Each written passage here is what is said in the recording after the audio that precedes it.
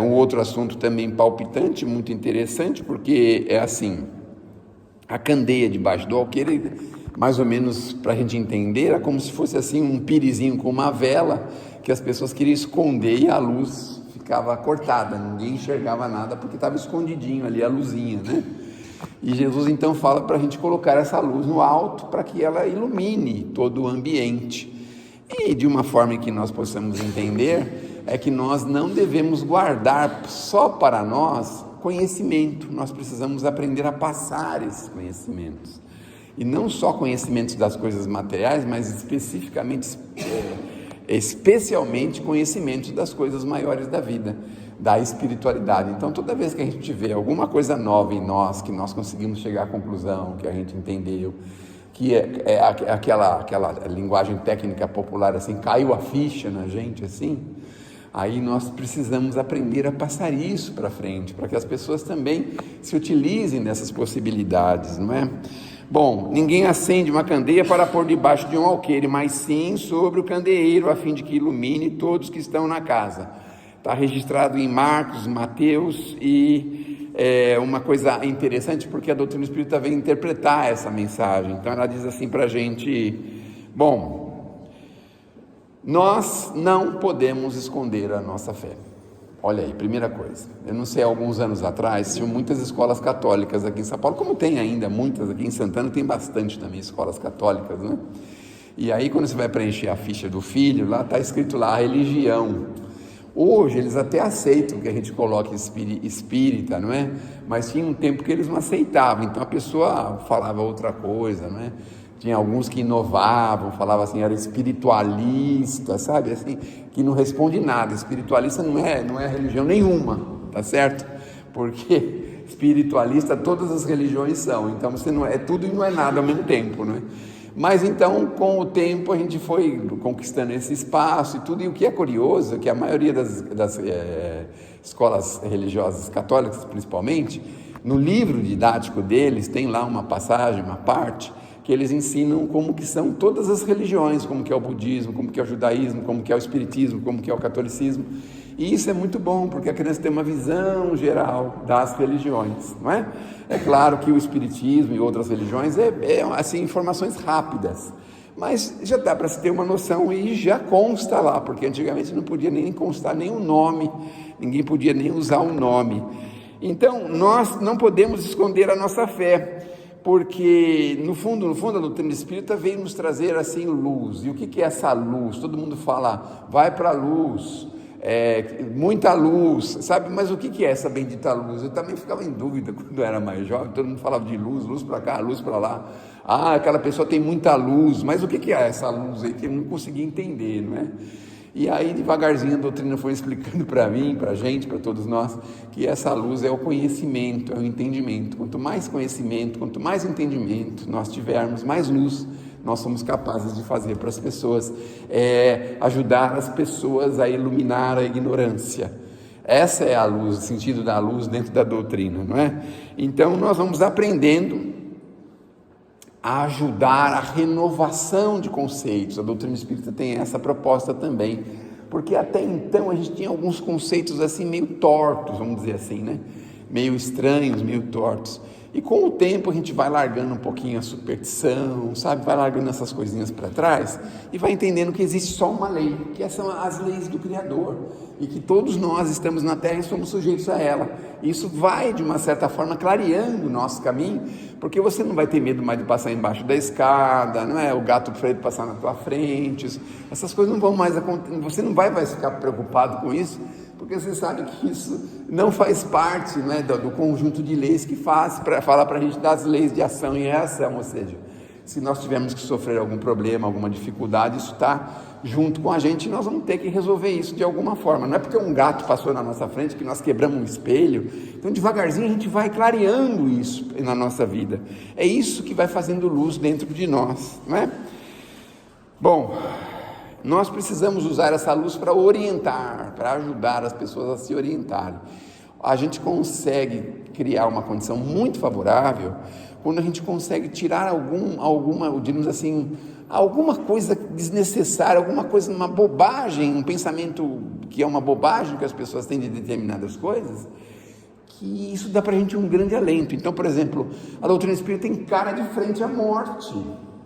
A morte sempre foi assim um mistério, as pessoas têm um mistério com a morte. Será que chegou bem, não chegou bem, sofreu, não sofreu, teve dor, não teve dor, viu passar, não viu passar, o que está acontecendo agora, o que não está acontecendo.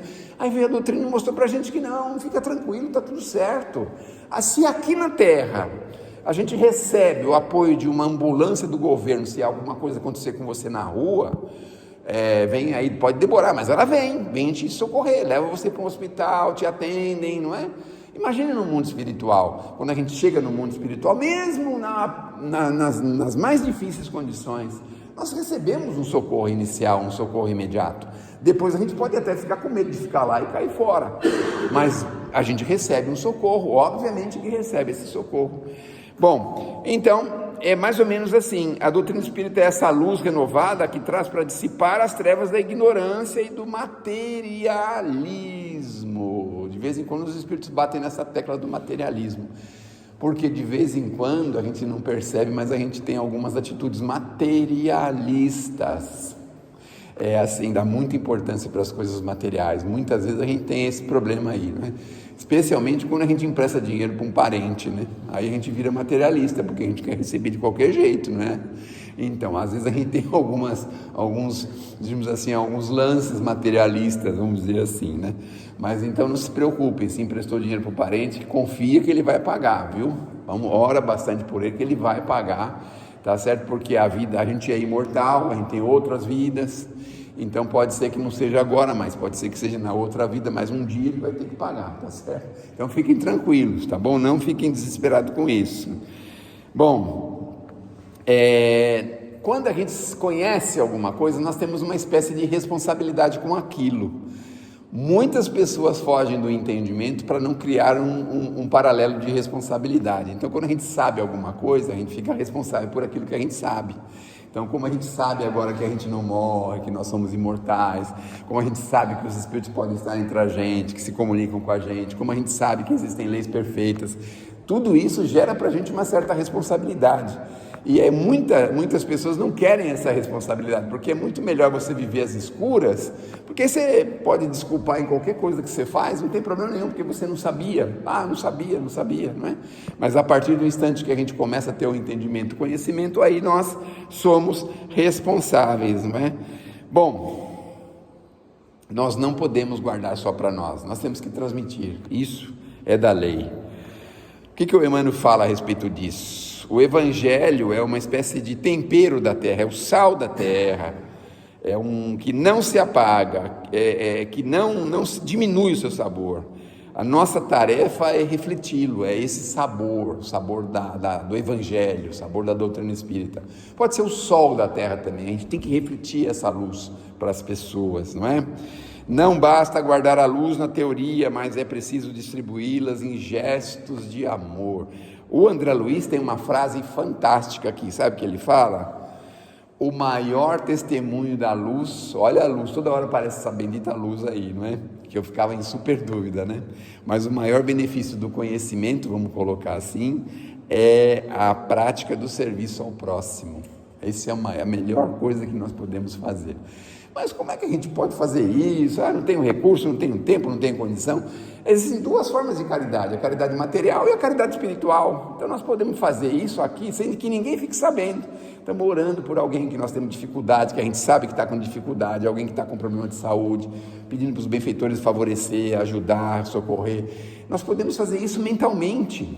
Então essa caridade moral que todos nós podemos fazer, e aí demonstra na gente esse entendimento, porque no fundo esse entendimento é a descoberta do amor entre nós, como Jesus nos ensinou, amai-vos uns aos outros. Olha como que ele fala, como eu vos amei. Agora chegar no amor de Jesus é difícil, não é? Mas nós precisamos chegar nessa conclusão, com essa bendita luz, que no fundo é esse conhecimento.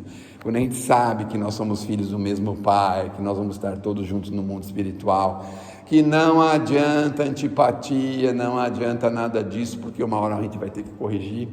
Então a gente já começa a acertar desde agora, não é? Então já começa, eu não consigo nem olhar para a cara daquela pessoa, então você já começa a fazer prece por ela, não é? Pedir para Deus tirar as cascas de banana do caminho, não é? Tirar para que ela não tropece, não caia, não se machuque, não se estrumbique, né? Então a gente já começa a partir de agora orando por ela, pedindo por ela, para favorecê-la, porque um dia vai chegar que nós vamos precisar reconciliar.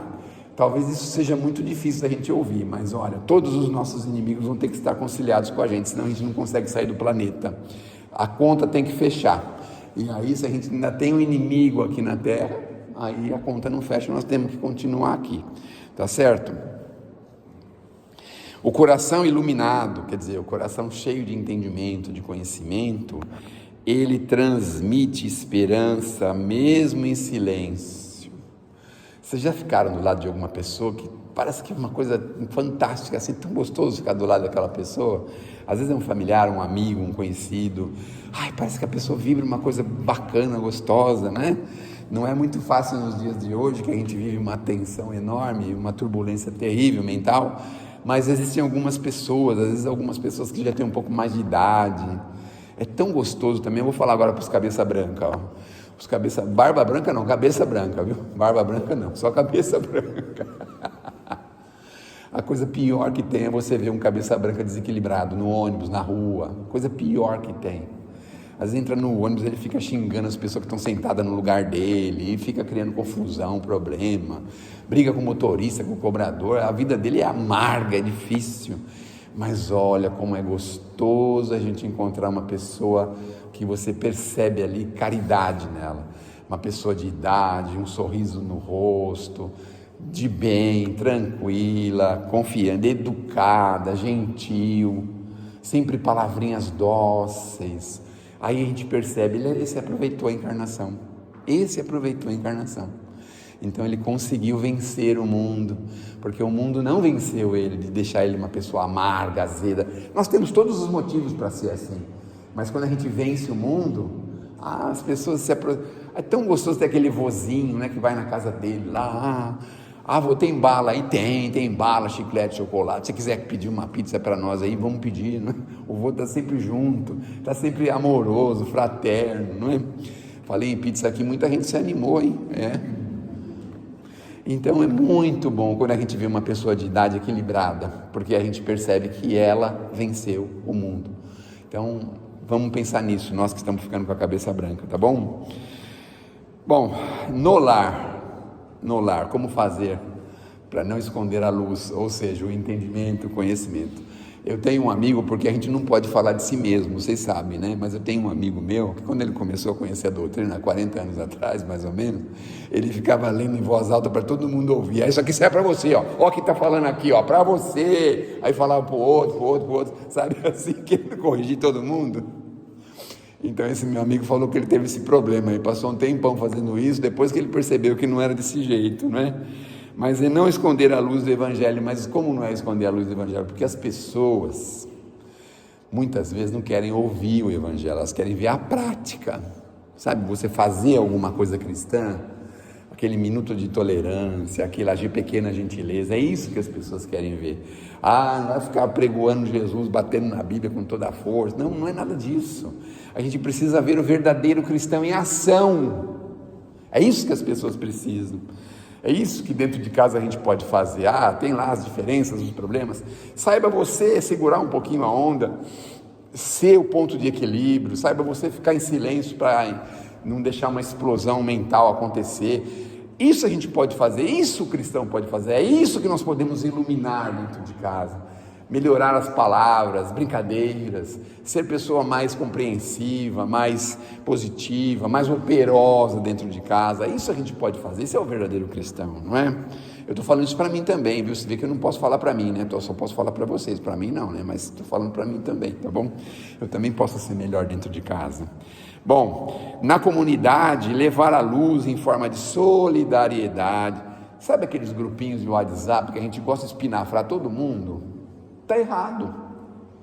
Se a gente conseguisse ter uma palavrinha de equilíbrio ali, de converter aquele desequilíbrio numa coisa boa, nós temos que queimar as pestanas para isso, não ficar espinafrando as pessoas, criando problema, confusão, sabe? A ideia é buscar o equilíbrio, ajudar as pessoas a se equilibrarem. Então, basicamente é isso na comunidade, o serviço de solidariedade, de compreensão. Dentro da casa espírita, o estudo, vamos se empenhar um pouquinho mais no estudo, para aprender. Como é bom quando a gente aprende alguma coisa nova, é tão bom, é maravilhoso. Eu vou falar uma coisa nova que eu aprendi.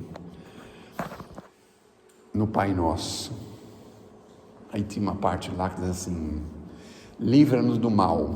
Não tem uma parte que fala assim no Pai Nosso? Livra-nos do mal, né? E eu percebia que todo mundo que falava livra do mal, é assim, livra do mal, que os bandidos fiquem longe, que esses problemas fiquem para lá, 15 para cá, para aquilo outro. A gente ficava louco para isso, achando que o mal é isso que pode nos acontecer, os golpes,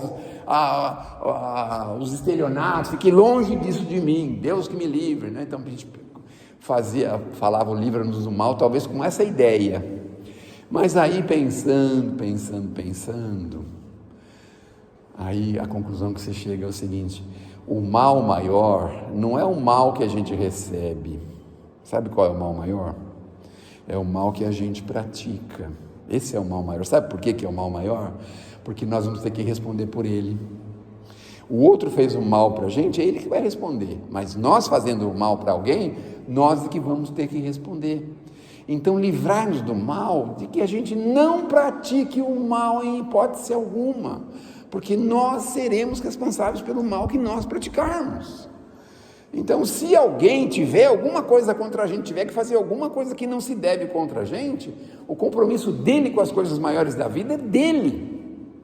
Nós vamos lavar os nossos olhinhos com as esperanças renovadas, porque nós vamos estar resolvendo um problema que muitas vezes demorou séculos para ser resolvido. Mas o mal que a gente pratica, sabe o que acontece? A gente nunca sabe quando a gente vai ter que responder por ele. E aí a gente fica sujeito ao mal daí para frente também.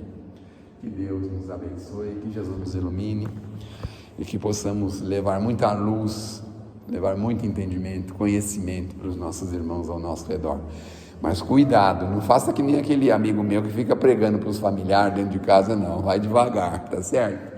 A prática do bem, a prática do amor fala mais do que 1000 palavras. Que assim seja.